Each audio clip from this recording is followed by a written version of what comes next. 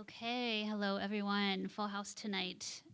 Welcome. I'm Alexandra Hudkowski, the curator of public programs here at the museum, and we are welcoming you here tonight for a very special occasion, the conclusion of the Making Home Smithsonian Design Triennial programming, which after around 8 months and 20 programs, which I can't believe, has featured almost all of the 25 site-specific commissions and, of course, many of their creators and collaborators.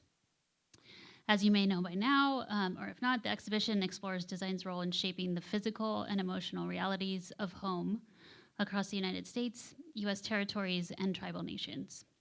And it is the 7th offering in the museum's Design Triennial series, which was established in 2000 to address the most urgent topics of the time through the lens of design. This year, the exhibition was curated by 3 incredible Smithsonian colleagues, Alexandra Cunningham Cameron, Christina de Leon, and Michelle Joan Wilkinson. Tonight, we will be hearing more about 2 of the installations through a conversation that will give us further insight into alternative spaces for birthing and aging, including homes.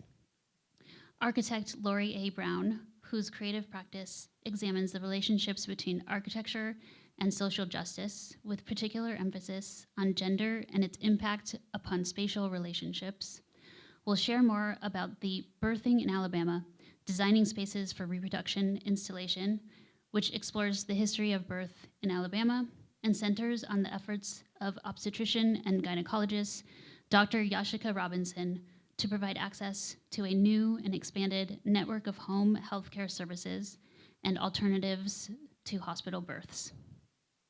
Brown is a fellow of the American Institute of Architects, a distinguished professor at the School of Architecture at Syracuse University, and a registered architect in New York State. We are also joined by Cynthia Shonaiya, the principal senior living and affordable housing market sector leader at Horde Copeland Macht.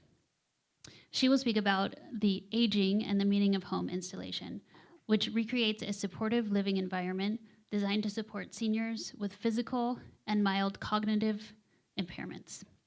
Shonaiya has 30 years of professional experience spanning 3 continents and has been team leader and principal in charge on a number of award-winning senior living, multifamily, and affordable housing projects at Horde Copeland Macht. And lastly, per the recommendation of one of the curators, Alexandra Cunningham Cameron, we found the perfect moderator with unique experience working across themes in both projects, writer, internist, geriatrician, and palliative care physician, Rachel Bedard. Rachel has been a doctor with Correctional Health Services, CHS, the public agency that provides medical care in the New York City jail system. She now sees patients at Woodhull Hospital Safety Net Clinic, which serves people who are homeless or experiencing housing insecurity. And not only that, her essays, criticism, and journalism on the intersections between medicine, politics, human rights, and the criminal justice system have appeared in New York Magazine, The New Yorker, The New York Times, The New York Review of Books, and elsewhere. We are in for a great conversation. Before we get started, I wanted to give a few thanks. Our programs would not be possible without the staff from our education team and audiovisual department. Thank you, Seamus, Kosa, Lily, Kim. In addition, the museum would like to thank the generous sponsors who helped bring our triennial year to life, including Smithsonian's National Museum of African American History and Culture, American Women's History Museum, National Museum of American Latino, Asian Pacific American Center, the Henry Luce Foundation, the Terra Foundation for American Art, the Lily Anchincloss Foundation, and Rehark Institute, and of course our very supportive director, Maria Nicanor, and Deputy Director, Alyssa Black. Thank you so much, and I'm gonna hand it over and kick this off. Thanks. Thank you, Alexandra. Can you all hear me? Yeah? Okay. Thank you for being here for what I think is gonna be a great conversation. I'd love to just start by inviting you both to describe your installations. And tell us about the work that's in the museum, but also tell us about how that work situates in your careers as architects and the other work that you do. Gloria, let's start with you. Okay, thank you. And it's a pleasure to be here and great to see this audience. So we have a few slides that we're each going to quickly talk through. And I would say I'm situated in the academy. I practiced prior. And so when I landed in the academy, I realized it became a really important space to take on quite overt political topics. And I really want to push architecture to be more politically responsive. So that led me to think about spaces of abortion care first. And so this was a research project, and actually it's ongoing. It has created many opportunities, but it was published originally, this book, Contested Spaces, in 2013, where I was looking at how law and policy really frame and influence the built environment in ways that people on the ground then respond through the kinds of access and the types of spaces they are able to create to provide care within sometimes incredibly fraught landscapes. And so this work became and has become foundational for so much of what I've done since. And I want to highlight just a few things because early on people would ask, well, how is this actually architectural? And what I was really interested in was not so much designing these spaces, but really thinking about what are these invisible forces that shape how we as architects have to respond. So there's become all these opportunities to actually use practice to respond. So one, early on, after the book was published, was a call for design ideas, which was for the sole remaining clinic in Jackson, Mississippi. And we had a call for design ideas. We wanted people to think about what is that zone in the public space? How do we navigate that? How can we design for security, for access, for conversation, for privacy? And so this was, we asked for postcards, a very low bar of entry. It was exhibited at Parsons. And this kind of opened the door for other ways to think about the role of design in the built environment.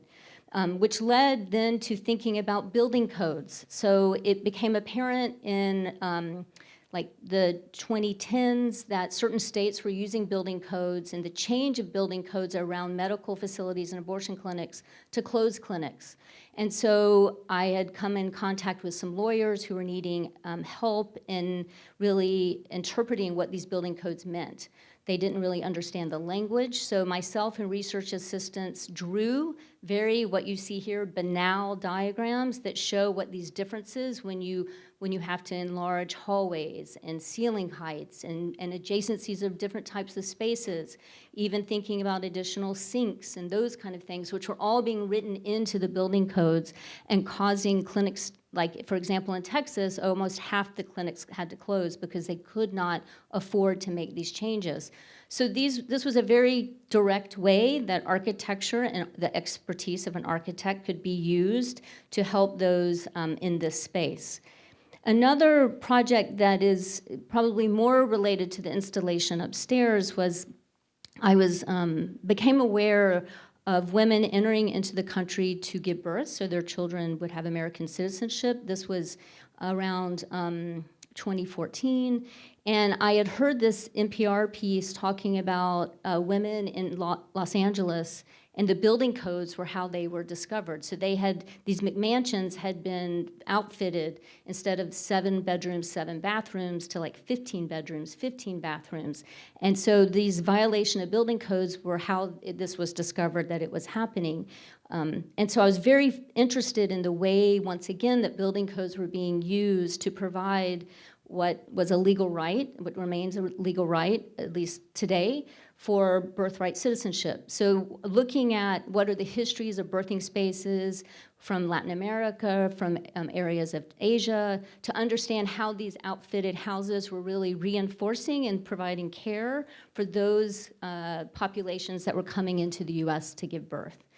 And then another aspect which directly relates to the installation with Dr. Robinson was when abortion was legal in Alabama, I worked with her to create a fence, but we'll call it a public access point, to make her clinic more secure, more accommodating, more private. And so this was her abortion clinic, which has now been translated into her birthing facility because abortion is illegal now in Alabama. So we worked together to create this interface, and so that became really the foundation for then thinking about how do we think about birthing in the state of Alabama and providing care for her patients and others coming to Huntsville.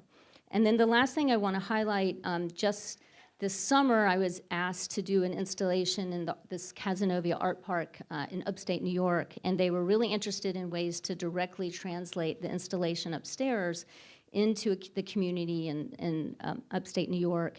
And so I decided, you'll see this is early on, the grasses have not fully matured, but mowed into this landscape are 3 full-scale birthing rooms, so people can go in and experience the scale of a birthing facility from Alabama, from one from New York, and then what a hospital scale room will look like. So this is from about 2 weeks ago, and I'm gonna have other photos, once it fully matures. But it's a way to bring this work up to the region where I live and engage a broader community of healthcare providers there.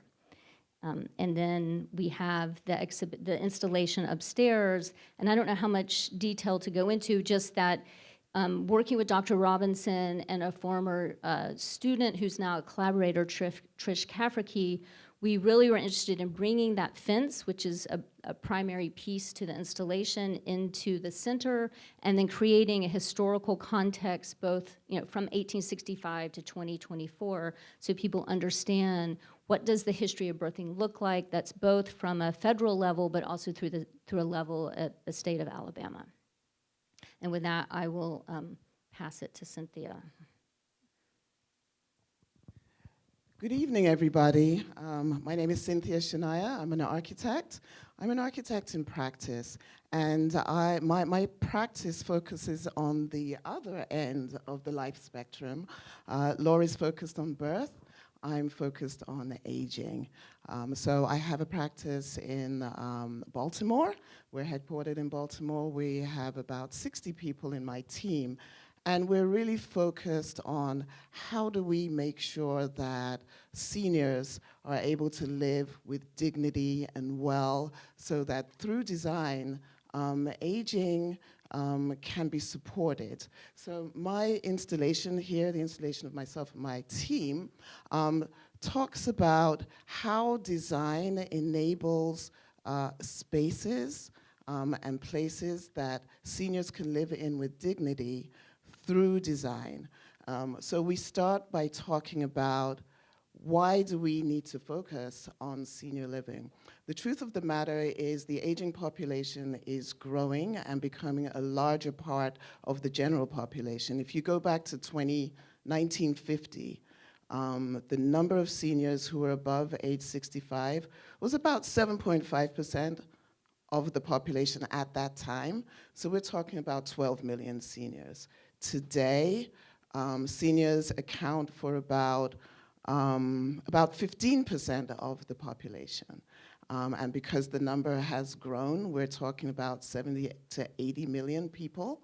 And if you project on to 2050, because of the lower birth rate and the aging of the baby boomers, it's projected that we will probably have about 20% of this population, being over 65 in age. So people are living longer, people are living healthier, people are looking for opportunities to continue to do those things that they've done all of their lives as they age, knowing that when you age, certain things happen as part of the aging process, whether it's the impact to the vision, physical impairments, sometimes memory and cognition begins to wane. But unless there is a medical diagnosis, most people want to be able to continue living their lives, and my practice has kind of talked about that. So as you look at the installation upstairs, we start with some demographics. And then we look at the spaces themselves. I want you to know, if you're able to visit the installation, that every single item in there has been selected specifically for the aging adult. And whether it is the colors, the textures, the technology that's in there, the lighting, the flooring surfaces. And so it's been a real level of joy. My firm includes not just architects, we're interior designers and landscape architects. So those are some of the things that we brought into the space. I'll talk about things like the fireplace. You know, everybody knows that people like to gather around a fireplace, but what happens if it's in a community where people have cognitive, impairment? Can we have a fireplace that brings that ambiance, but doesn't have the heat, doesn't have the smoke, that sort of thing? And that's the fireplace that if you go upstairs, you'll see that. So I'll talk a little bit more about that. We are experiencing this installation through we created 2 personas, just to kind of personalize who the seniors might be. So the 2 personas that we created are, one, she's a woman. She's a retired military personnel, used to be a paratrooper, and then after the physical part, the later part of her career, she was in military intelligence. So somebody never had a family. Somebody like that, how would they experience aging in a community like this? And then the second persona is a retired professor, an African-American professor of history, somebody who went through the civil rights era. How can we, as who has a family but whose wife passed away, and whose children who have gone into academics, you can imagine, maybe teaching in Syracuse, right? This is a professor from Howard University. So what happens when family moves away and you're socially isolated? The other piece of reference material was an article by the Surgeon General that came out in 2023 on, the backs of COVID, that talked about the impact of social isolation on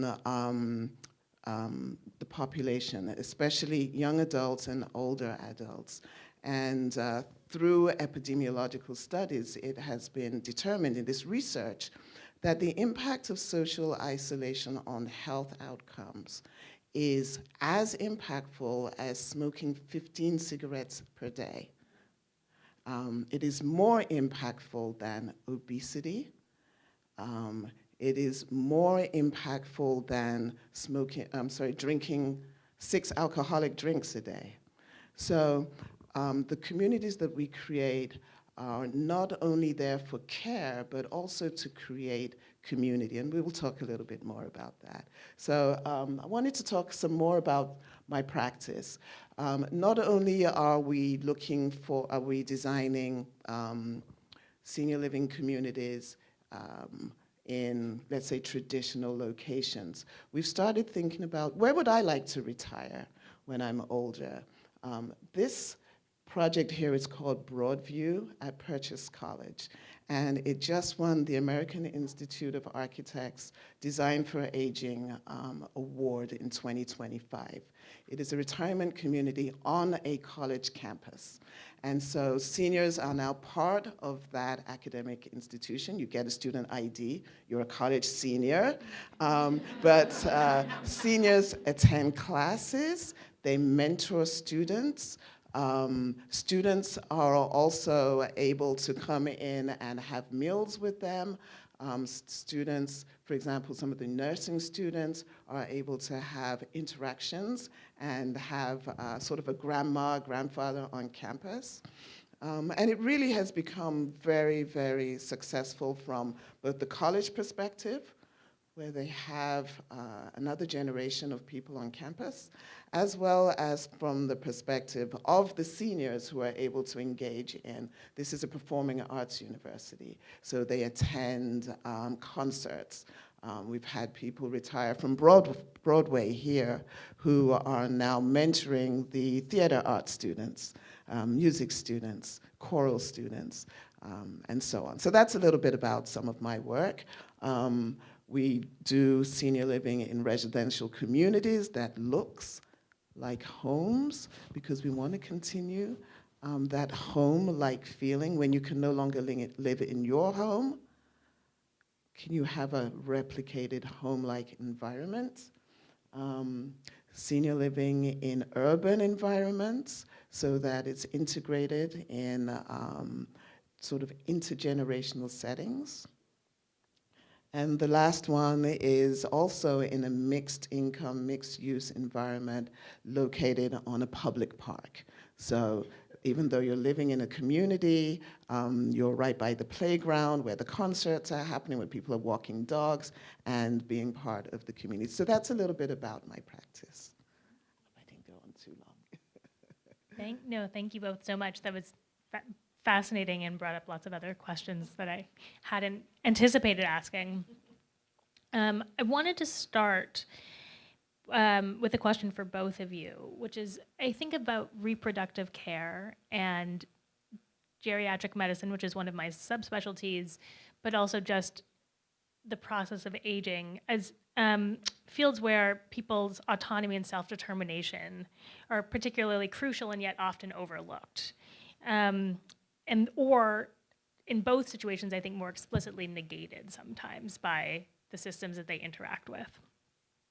I was wondering if you could both speak to how you thought about individual patient or resident agency as you worked through your projects, how it informed your objectives and your designs, where you saw it coming to tension, if you did, with other considerations like safety. And we can start with you, Cynthia, if you want. Okay. I think it's really important when we're designing for elders, older adults, to recognize that frailty is something that happens as a natural consideration when you're getting older. My mother is 90 next year, so we're getting ready for her 90th birthday. She's in good health, relatively, but she doesn't hear as well as she used to. She's a little bit slower. So we, through design, make sure that we eliminate things that can be of risk to seniors. Steps, for example. How do you enter the spaces that we design? Normal houses, you go up 1 or 2 steps. Once you have a fall, then that becomes a clinical problem. So we eliminate steps. We make sure that there's adequate lighting. We design for biophilia so that you have access to the outside. The acoustics of the place are very important. If we're having a conversation, there's a way that a space can be designed where you will not even be able to hear the person across the table from you. But through design, with the right acoustics, the right materials, all of a sudden, speech becomes intelligible. And people who maybe did not want to engage in social conversation, all of a sudden are able to do so because they can hear and be heard. So it is important that safety and care is taken as part of the design process. In terms of the birthing installation and the work I did with Dr. Robinson, I think it's important to note that all the doctors that were a part of this lawsuit against the Alabama Department of Health were arguing that the state was intervening so much that personal autonomy was being usurped by legal reasons that were actually unfounded based on the kind of national standards. So the work that I do with Dr. Robinson is really invested in ways that patients can help have their own choice and their own decisions. And these are for low risk patients. Of course, there's different issues when you're not low risk. But I also should highlight that my work with her has really been on the exterior. So we were thinking about ways that in labor you have a safe space to walk. and that you have shaded areas where you can rest, where there are places that your family members and their staff can come together in the heat of Alabama and have shade and have possible water. There's places for children to play so that they are safe and removed from the street. So ways that these almost micro spaces within their larger outdoor space creates opportunities for the different moments while people are both laboring, but also like before they even get to that point, depending on when they show up to her clinic or to her facility. So the conversations I had with her, with medical staff, with supportive people who are coming to these facilities were really paramount to helping me understand the different needs of the different user groups who were coming. So that was really the way then that we could help create more autonomy and help support the patients, the pregnant people, to make choices that they want to make and that they will have a better and more positive birthing experience, which is really at the heart of, I think, all of the doctors working in that state to really help support the patients to make the choices they want to make. Because prior to this, some of them have had to leave the state to be able to work with midwives to birth out of hospital. That's now since changed, but early on, 2 years ago, that was not the case. So choice was very limited in terms of what people could choose there. Can we just get an overview of sort of what the breadth of choices are available to women now in Alabama who are pregnant? You talked about this particular project being for women who have low-risk pregnancies. But can you just sort of talk us through what their options are? And also this idea of maternal care deserts and how this fits a need by providing choices there that in places where there actually aren't choices. Yes. For lack of resources. Yeah. So there are now, it's now legal for midwives to be operating with doctors out of hospital. So you could birth, there are now 2 birth facilities open in the state, which that's not a lot, but it's a start. There's a 3rd one that's underway, but she has yet to become licensed, which is in a more rural community. But these, Dr. Robinson and Dr. Scans are located in major cities, in Huntsville and in Montgomery. So they're serving a much broader population. But when you look at the maps that are shown in the installation, there's major swaths of the state that have no access to labor and delivery services. So one of the goals that all of the people involved that I've been working with are to open smaller facilities that can serve these rural communities, because those are the ones in the greatest need. And so now that they don't, the building codes are far less, so you could renovate houses to become a birthing facility, where prior to 2023 you could not. So there's now beginning to be a way that these underserved maternity deserts will be able, with resources, to open facilities to serve the larger populations. But there's a lot of work to do in order to have those facilities open. Can a midwife attend a home birth? So you still have to be a certified nurse midwife. So there's still some legal restrictions on who can serve in the home. And these are home-like spaces, but they're not homes. So I think that's an important distinction to make, and I think that was something we talked about, especially with Alexandria, talking about what does home-like spaces in a birthing facility mean.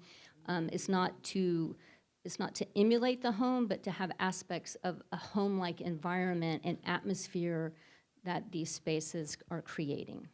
Cynthia, I wonder if you can talk about how that relates to the way that you think about designing home-like spaces. Exactly. As you were saying that, it did reflect upon what we do. So there are different levels of senior living available, depending on, of course, choice. I want to start by saying that of the 15 million people above the age of 65, it's about 30% will continue to live at home alone as they have. Another 30% will probably move in with family and have that family support. Statistics tell us here in the United States. So what we're talking about is a minority of the number of seniors who, for whatever reason, will choose to move into an age-restricted or age-focused community. So there are a number of different types, depending on acuity. We have what's called active adult. So active adult communities tend to be for those 55 and above, although the reality is the move-in age is probably in the 70s. Those are spaces that provide community, but maybe not a lot of services, because most of the people who live there are independent and are looking for areas that are supportive as well as community. And then you move into the next level is what we call independent living. So independent living is just like, in some ways, active adult, except that there are more services there. I think the distinction tends to be that food service is available. There'll be restaurants, cafes, food available within an independent living community. The next level, when we move from residential into institutional, and we try to maintain a home-like environment, even though the building codes classify it as institutional, is what we call assisted living. So assisted living is for people who may not have medical needs, but as far as the building code is concerned, they may be unable to evacuate that place without assistance. So that means we need to design it to a higher level of care and fire protection and put in place, make sure there's adequate staff to assist people. But people that live in assisted living often need help with what we call the activities of daily living. It could be help with bathing. It could be help with meals, with grooming, getting to their doctor's appointments. That sort of thing. The way I look at it in my mind is assisted living is that adult daughter that if you don't have one, it kind of takes place. And so we try to make it a home-like environment. Good morning, Mom. Have you had breakfast? Let's go and have something let's go for a walk. Let me help you take your bath, comb your hair. What are we gonna wear today? Let's get you to the doctor. So those are the kind of services that you have in assisted living, and we design them in such a way to enable that life. With technology nowadays, for example, the use of technology is helping, with sensors to unobtrusively provide that safety for people that need it. There are sensors that can tell if somebody hasn't gotten up in the morning, so that the assistant can now, or the associate can now go to see, are you sleeping in, or is everything okay?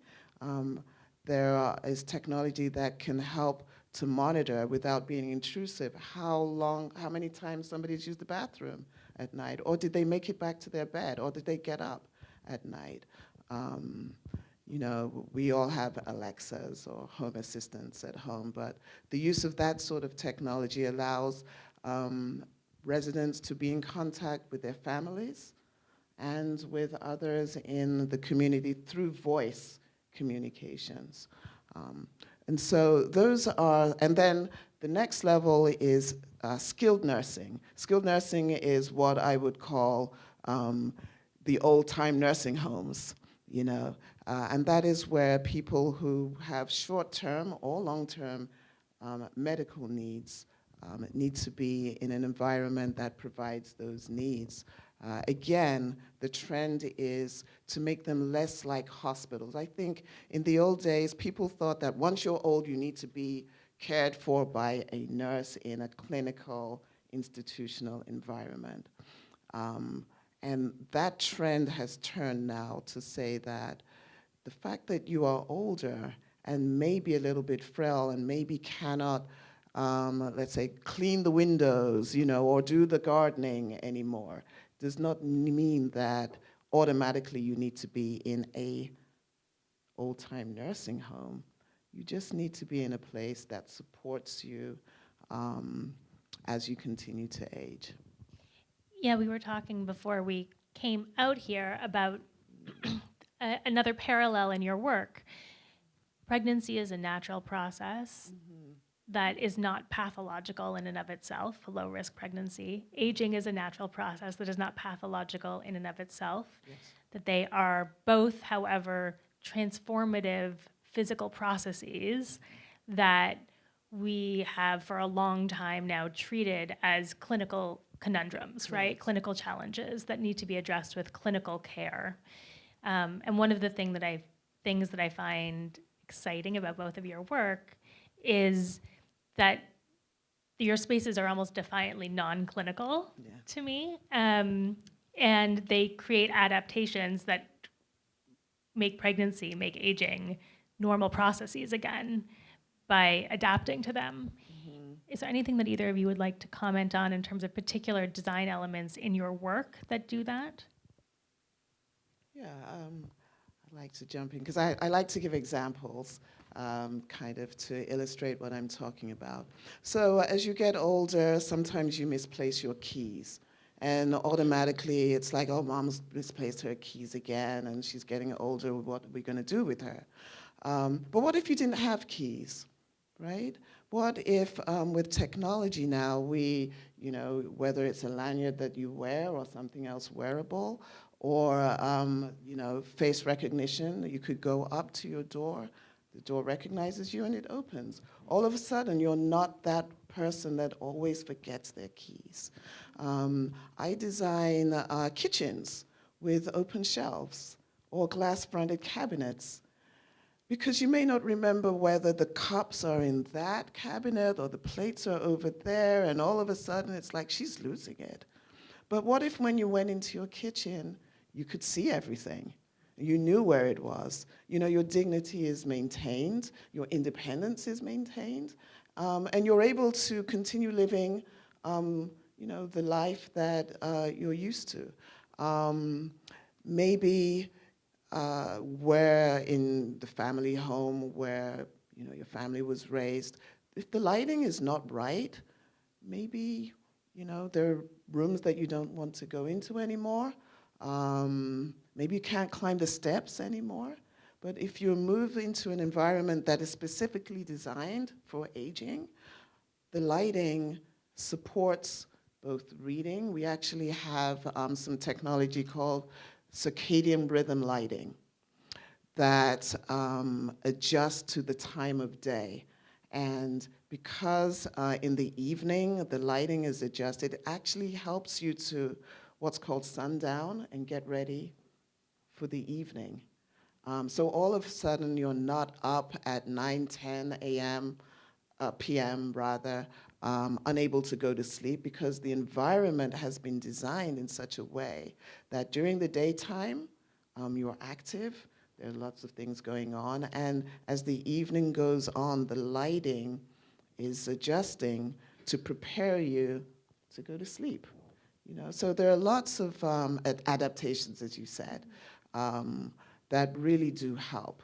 We found that certain textures do help those who maybe need to be able to feel their way. We put well-designed armrests and grab bars that look like towel bars so that when you're in the bathroom, you have something to hold on to. Whereas, if you grab the towel bar in your house, it probably is going to fall off the wall, and then it's a fall and it becomes clinical. But if that towel bar is designed in such a way that it supports your weight, and if you grab onto it, you don't fall.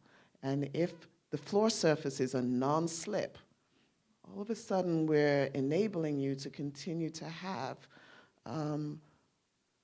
a semblance of a normal life that you can continue to live with dignity. So there are a number of those things that we incorporate into the design, and you'll see some of them if you go to the installation. The furniture that we have in that installation it's not chairs like these that don't have arms, right? All the chairs have higher backs and have arms. So all of a sudden, you can get up, you can sit down. You don't need somebody to help you out of the chair. I'll give one last example. So we have in a lot of the communities I design these social spaces because happy hour, people like to get together. We have a bar, right? Now in regular bars, you know, you have the typical bar stool. Bar stools are high. You climb onto a bar stool, you could have, you know, an incident. So we have bars, but the bars are a little bit lower. The bar stools are of a lower height. And so you can sit at the bar and have, you know, chat with somebody and have that social interaction without the fear. And they have arms too, without the fear that you are going to have an accident. So instead of avoiding social environments, you know, you can go there, you can speak, you can be heard, you're not going to fall, you're going to have a nice time. We're enabling people to really, through design, have active sort of aging experiences. In the case of the doctors I was working with in Alabama, it was really interesting. I interviewed a series of people who you can hear excerpts of those interviews in the installation, and they were all incredibly sensitive and really aware of the types of spaces they wanted to create to help facilitate the types of environments that would promote calmer, more supportive birthing experiences. And I recall vividly Dr. Robinson talking about the body knows what it needs to do, it needs the time to do it. And so often in the hyper-medicalization of birthing, if you're not dilated to X by, you know, X time, you're gonna be brought back for a C-section. And so they have incredibly high C-section rates in Alabama. And so she has been working, and so has Dr. Scans, to really slow down that process, to really educate the nurses when they are in the hospital that it's okay that they're going slower, that they're waiting. And so the birthing facilities that they have created allow and really center that kind of experience for slowness. I mean, not all births are slow, but that sometimes they take longer than you would think, and that you need the space and the time to be able to let the body do that. So that's a real priority for these practitioners, is really creating those environments and those spaces that allow women to be able to labor to the degree they need to in order to have the birth they want to have. And I think it was, and they were all hyper aware of how space participates and can be designed in a way that really helps support that experience. So that was super exciting. You know, they're lay people in terms of design, but super aware of the way design can help facilitate the work they're doing. Laura, can you talk to us a little bit about what it was like for you to transition in a pre-Dobbs world from thinking about abortion spaces to a post-Dobbs world in a state with a full ban, which Alabama has, to thinking about birthing spaces? How I'm interested in sort of what that required of you, and also what that was like for you. I have to say, initially, I was not so sure I wanted to go into that realm, but what it's enabled me to see in working with it for the installation here and back with Dr. Robinson is that there's so many states that need our help, and that abortion is illegal, but that doesn't mean reproductive health care.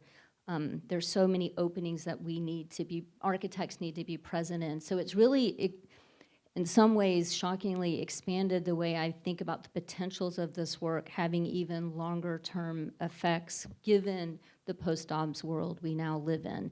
And I will say, we're working to try and get funding to bring our efforts on the ground back to Alabama. And one of the organizations, Better Birth Bama, is really focused on education. And as soon as you Google me, it's clear where I stand on reproductive health care. And so she had brought my proposal to their board, and they're like, well, I was like, this has nothing to do with abortion. This is about birthing. It's about, you know, it can't be the full spectrum of reproductive health care in a state like Alabama, but it has really broadened my thoughts of where and how I can participate in a way that I had been so focused solely on abortion. So it's really, I think, in some ways, kind of blown my mind, I will say.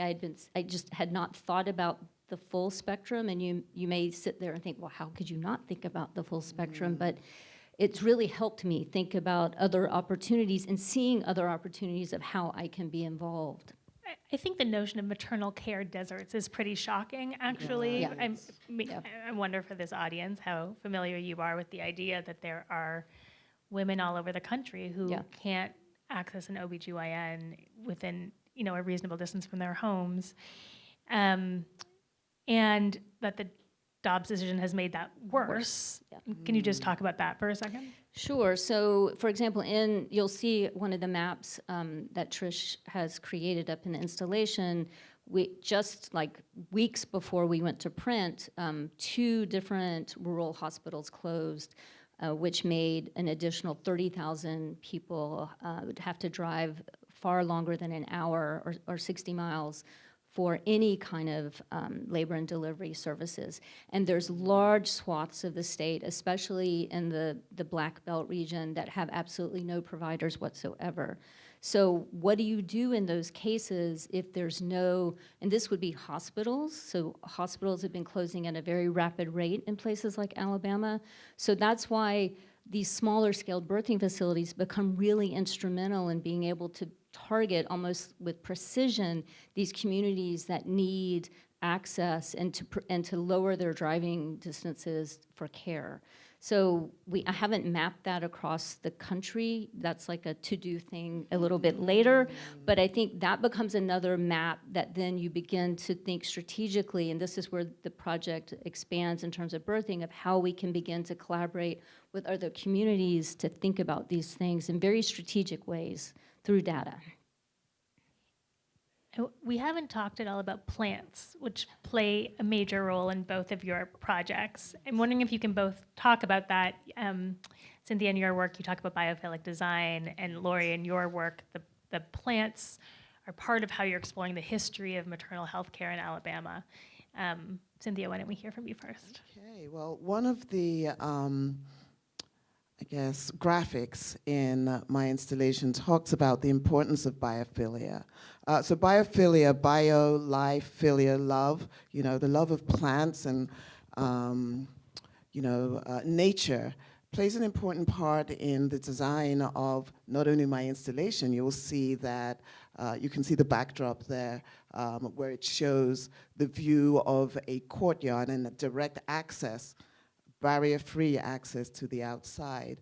But we found that designing spaces with biophilia in mind actually has health benefits and wellness benefits as we continue to age. So whether it is, we do things like as you go into the outside, we have raised planter beds so that people, you don't need to bend over to continue to garden.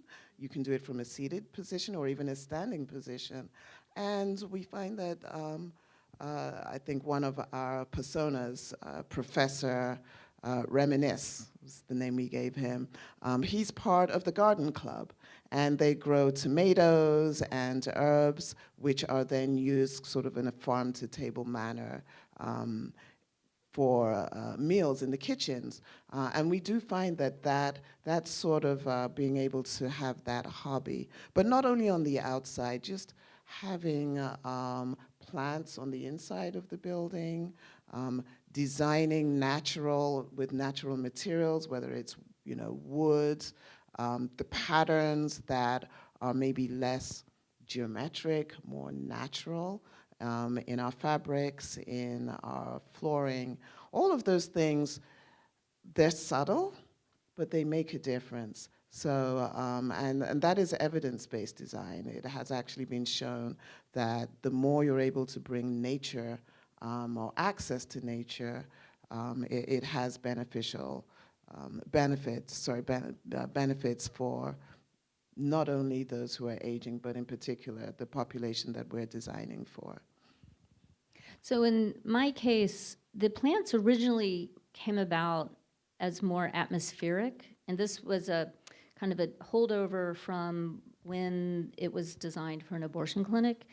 And as I began to do research and realize the importance of medicinal plants and and for millennia in reproductive health care, I saw an opportunity where these plants could actually become very strategic. And so in some of the research we discovered that midwives would carry tinctures, and so started to look at what were these, what are native to Alabama, what did indigenous communities use, so really went down major rabbit holes, which were super fascinating, you know, looking at the Cherokee and the Choctaw and the Creeks and what were they using, and then comparing that with what African-American midwives were using from the time of slavery moving forward, and then even the colonists have brought things over. So we started from that broad amount of research and then really pinpointing down 22 plants that an illustrator from Alabama actually hand drew that are a part of the installation.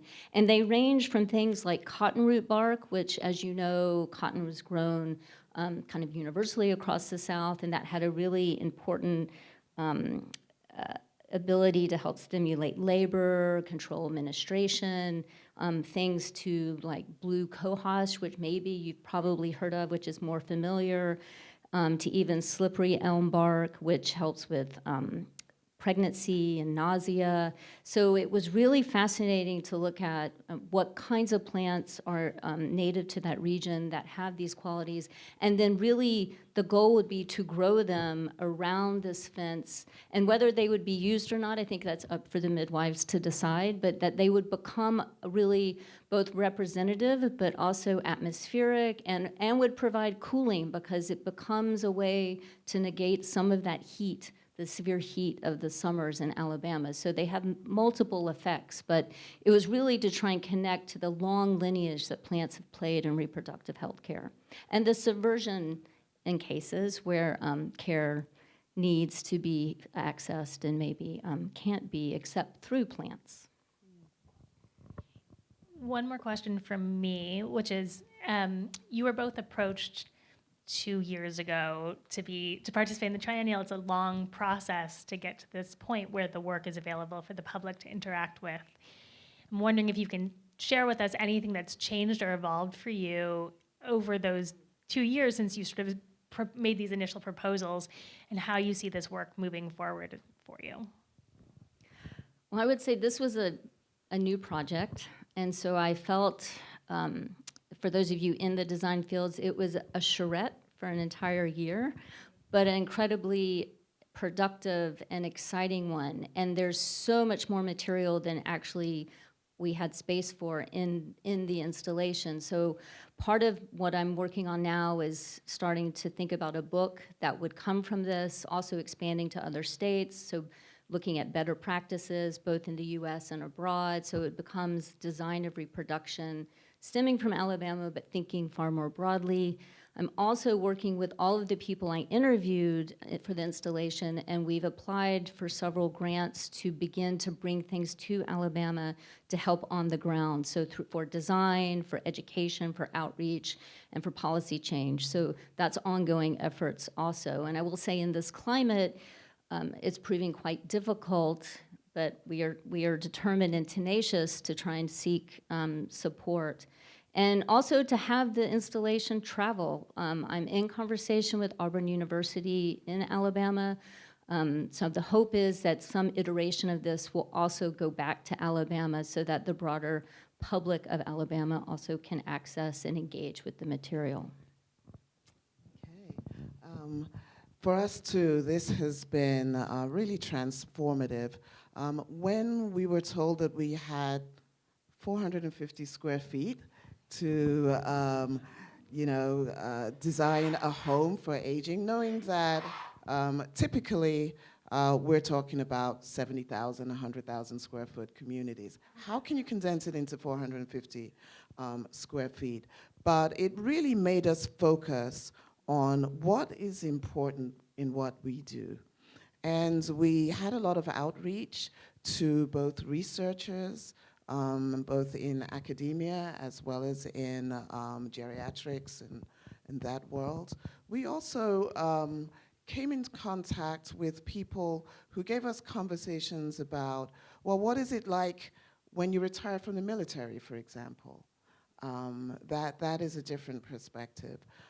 Through the time that our installation has been here, it's almost a year now, we've had people reach out to us to say that they visited the installation either with their mother, often with their children, and were able to see how everybody was able to interact with. So our installation is very interactive and immersive. We're able to interact with some of the things that we had there. We have a table. It comes out of Canada. It's called the Tova Tafel table. And what it does is there's a projection. It projects down on the table, and you can actually play games. And it is focused on those with memory impairments. But it's also interactive that you can play with children. I remember one day I came here, there was a family that said they live in the neighborhood and they like to come in and play, interact with the puzzles and the projections on the table with the grandmother. What we're finding, and I think the impact that doing this has had on us is we've had more conversations with vendors in our space about how can we continue to make sure that we're meeting the needs of that growing population, the baby boom. It's called the silver tsunami. The baby boomers are getting older, and they're the largest part of the population. The leading baby boomers, I think, now are hitting 80.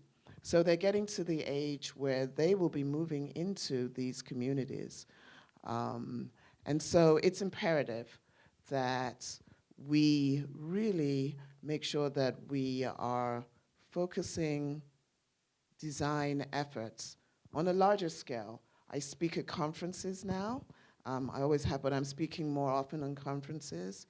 For me, I think the future is, intergenerational, creating these intergenerational spaces. I'm very excited. We're doing 3 projects now that are that bring seniors and retirement communities, like I said, onto college campuses.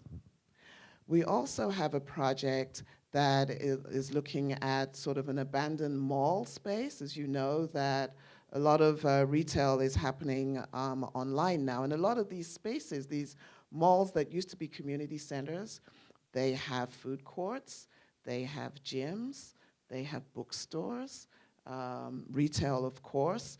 You're able to walk around them. And so finding ways to bring community back to the center of where people live. So those are the kind of projects that we have really started to think about. How would I want to age? Where would I want to go when I retire? Where would any of you want to go? What sort of activities do you want to be involved with? And it's something we're passionate about. Right now, most of us are designing for our parents, but within a couple of decades, we'll be designing for ourselves. So that I think has been the impact of really the honor. And I want to thank the Cooper Hewitt and the Smithsonian and the National Museum of African American History and Culture for bringing this triennial together so that we can think about how do you make home? What is home in different stages of your life? I think when people think about home, you think about the traditional family home, mom, dad, the dog, and the 2.5 children with a picket fence. But what about where home starts, the beginning of life? What about when the 2.5 children have gotten married and moved on, maybe, and one of the spouses is no longer there? How do we create that feeling of home? So the whole premise of this triennial, thinking about home in different ways, has been very impactful on the way we practice and for the future, I think. Thank you. Thank you. We're going to take questions from the audience if there are some. Yes. I think Alexandra will bring you a microphone. Ms. Shonaiya, I am one of the baby boomers about to turn 80 that you've described.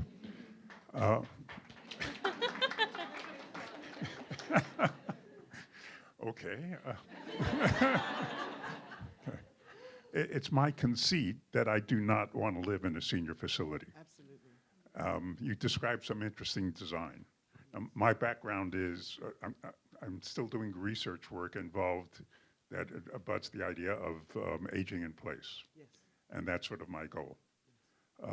So what of the design features, fascinating design features that you described, how readily could they be implanted in my Manhattan apartment? So I don't have to worry about going to, any earlier than I have to do a great facility. question. That is a great question, and like I said, fully 60%, if not more, people do not move into a senior living community. But some of the design features that we spoke about, that I've spoken about, are applicable wherever, right? So how do you adapt your community, where you live now, your apartment, for better aging? I think as if you go into the installation, you'll see that, like I said, it doesn't have to look different, it might just be different. Think about your furniture. I think there's a lot to do with bathing. Where the communities we design, we tend to not use bathtubs because bathtubs, as you age, tend to be the place where we see a lot of slips and falls. So if you could convert your bathtub to a shower, better still a barrier-free shower. There are beautiful showers now with shower doors, and the hot and cold water and all kinds of spigots. It doesn't have to look different, but it's an adaptation that will allow you to continue to live safely where you are right now. Your kitchen, think about the kitchen. Think about how you access, your threshold, the doors, the furniture. So every aspect of where you live can be adapted. And for the most part, especially if you live in a Manhattan apartment, you already have community. A lot of the things that we're trying to replicate, you probably are there. And we have what are called NORCs, naturally occurring retirement communities, where people age in place, but with their peers and are supportive. So I would say the social aspect, if the social aspect is there and the physical aspects are there, you probably are in what could be called either a NORC or a mixed age community. And so long as there are no health, I think what triggers the need to sometimes move into some of these communities is when there is some kind of health incident that makes it difficult to continue to live by yourself or with a partner who maybe cannot help with the physical aspect of it. But until then, absolutely, yes. In New York City, I can say from my geriatrics work that there are several NORCs in Manhattan. There are definitely a couple of thriving NORCs on the Upper West Side. And the Department of Aging for the city is very aware. So NORCs is such a silly word. NORCs, naturally occurring retirement communities, they are places where there's some significant percentage of residents who are seniors, but they are not, they're not designed to be entirely senior living. But the Department of Aging in New York City does a lot of work in the NORCs to try to make sure that seniors who want to stay there and age can do so even as their needs increase. So they often have health clinics on the first floor, for example. They often have visiting nurses who routinely visit those communities and go to the building. There are relationships with the pharmacists in the area to make sure that medicines are delivered and that those medicines are delivered in ways that are appropriate for seniors who may have memory impairment, so they come already in pill boxes or in blister packs instead of in a bunch of sort of indistinguishable pill bottles. This is all to say that there are sort of lots of adaptations that can be made, even for folks who do have some health challenges potentially, to be able to age in place. And Manhattan is actually a great place to age in place. Yeah. Much, much easier than lots of other parts of the country. Buildings have elevators here more frequently. You don't have to drive in Manhattan. Transportation, Right? yeah. Transportation's totally different. So Yeah. in some ways, space constraints are very hard here, but in other ways, it's a really great place to age. Other questions? Yes. Right here in the front, I was going to say yeah. Hi, everybody. My name is Gabriella Nelson. Thank you all so much. I'm a curator for another design project called Designing Motherhood. So I'm very, Michelle and Amber. Can I give a plug real quick? So our exhibition at MAD is opening October 4th. 3rd or 4th, so if folks want to continue this conversation about the arc of reproductive design, feel free to come and hang with us. But my question is around the history of Black granny midwives in the South, particularly Alabama. There's such a rich history. So I'm just wondering how that has impacted your research and the work that you're doing down South. And also, have you connected with Michelle Browder, who is also an artist in Montgomery, Alabama, who did the Mothers of Gynecology Monument? Yes, I have. And the granny midwives were instrumental in the beginning of this research, and even some of the garments and the objects on loan from the Alabama Department of Archives and History are from donations of families who had women in their families who were granny midwives. And so just for those who may not know, granny midwives were historically Black women who were enslaved and were practicing midwives, not medically trained or educated, but it was passed down through just knowledge, mostly maternally, and provided care for all people, Black and white, for many, many decades. And they were the primary caregivers for Black women because of segregation once the Civil War was over. And so you'll see in the timeline very explicitly the role of granny midwives, at what point they no longer were, they had to become licensed, and this was a way that through medicalization that they were eventually, their power was both usurped and then eliminated. In 1976, Alabama no longer allowed granny midwives to practice. It was only until 2017 that midwifery became legal again, and that the University of Alabama, Birmingham admitted its first class of midwives in 2019.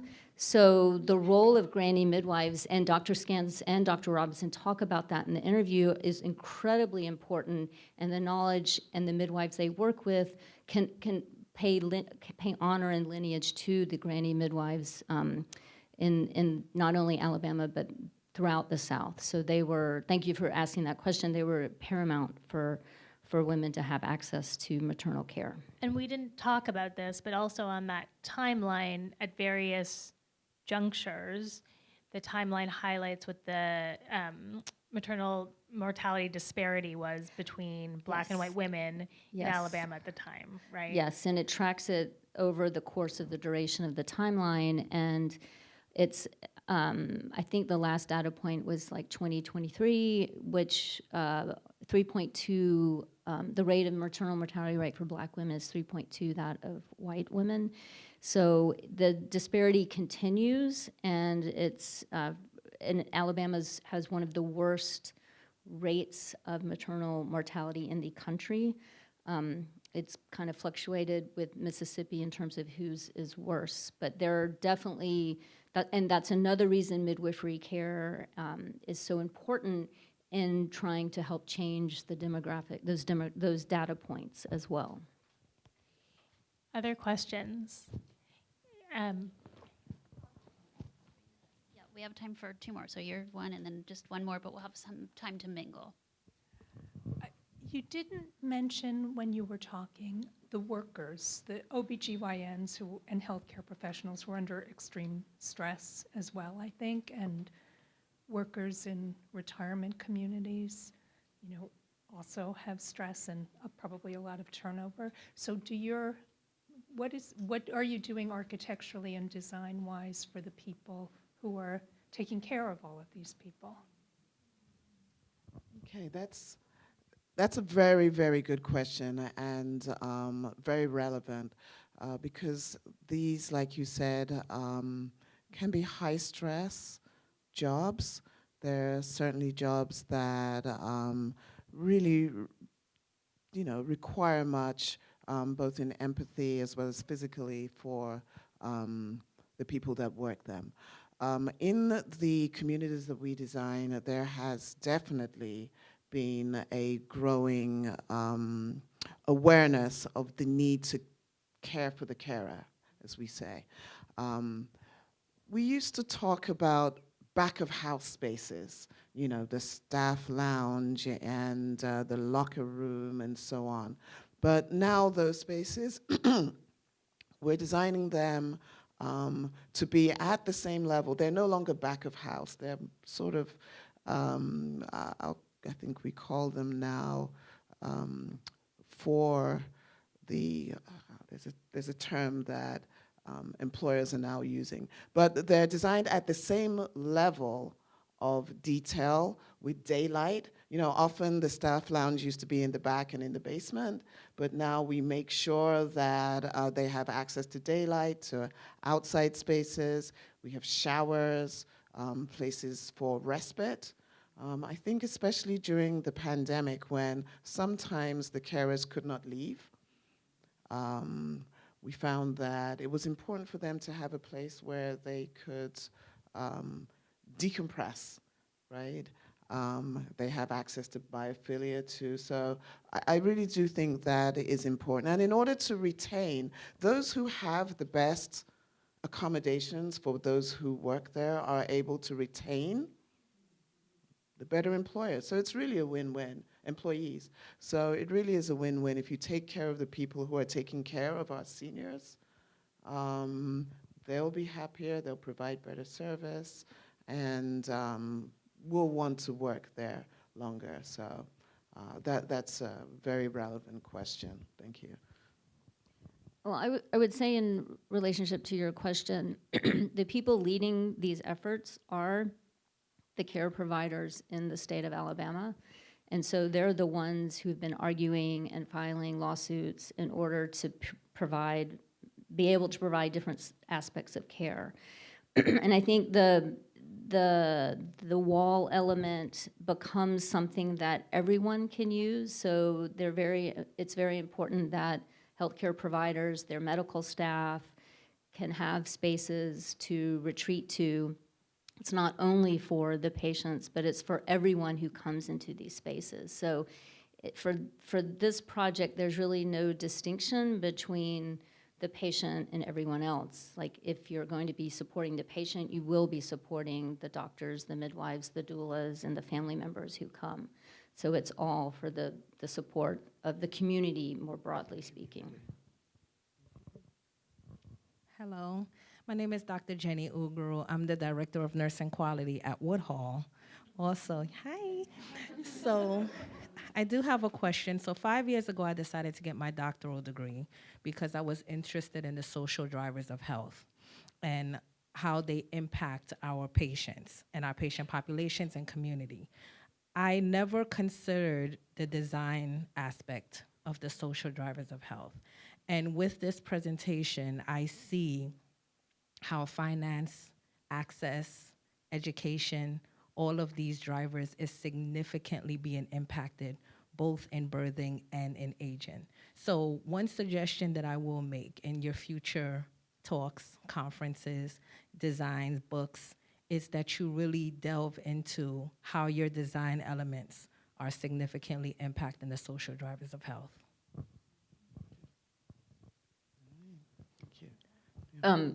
Thank you. I mean, I'm incredibly invested and interested in ways that what I do reaches the broadest communities possible.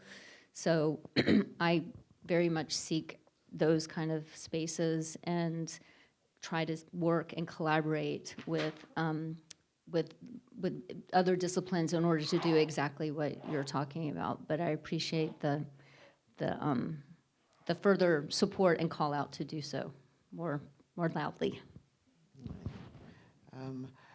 I think what I wanted to say that the other aspect of my practice is affordable housing, as well as how affordability impacts aging. And unfortunately, a lot of as you've noted, a lot of these communities require financial support. So we are working with both local and state governments to try to make sure that we preserve access to low-income housing tax credits, both through the state and through HUD. Some of these programs are under threat at the current time, and so we have advocacy groups to make sure that we can continue to have access for those who cannot afford some of these communities, so that we can continue to provide for all levels of, the economy. So I think the social aspects of the impacts of aging are very much, we're very much aware of that, and it is true that your economic situation can have a major impact on your outcomes.